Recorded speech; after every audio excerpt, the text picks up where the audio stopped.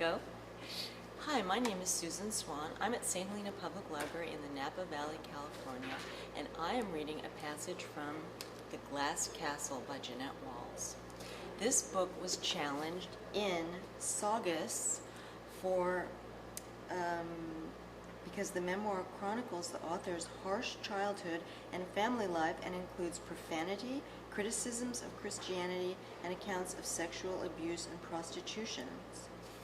Students who are assigned this book have an option to read another one, but I love this book so much, and the sequel, Half Broke Horses, so I highly recommend that everyone read it, and I would hate to have anyone miss it. And the passage I'm reading is not very long, but it sort of explains where the title comes from, The Glass Castle. So, the narrator is talking about her dad. Dad was a dramatic storyteller. He always started out slow, with lots of pauses. "Go on, what happened next?" we'd ask, even if we'd already heard that story before. Mom giggled or rolled her eyes when Dad told his stories, and he glared at her. If someone interrupted his storytelling, he got mad, and we had to beg him to continue and promise that no one would interrupt again. Dad always fought harder, flew faster, and gambled smarter than everyone else in his stories.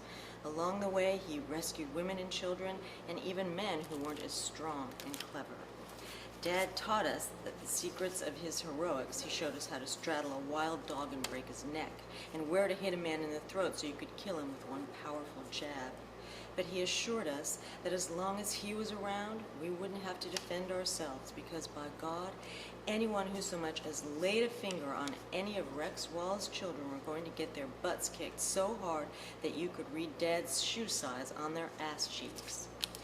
When Dad wasn't telling us about all the amazing things he had already done, he was telling us about the wondrous things he was going to do, like build the glass castle. All of Dad's engineering skills and mathematical genius were coming together in one special project, a great big house he was going to build for us in the desert. It would have a glass ceiling and thick glass walls and even a glass staircase. The glass castle would have solar cells on the top that would catch the sun's rays and convert them into electricity for heating and cooling and running all the appliances. It would even have its own water purification system. Dad had worked out the architecture and the floor plans and most of the mathematical calculations. He carried around the blueprints for the glass castle wherever he went, and sometimes he'd pull them out and let us work on the design for our rooms. All we had to do was find gold, Dad said, and we were on the verge of that. Once he finished the prospector and we'd struck it rich, he'd start work on our glass castle. And that's the way the book was titled, The Glass Castle. You must read this book. Thank you.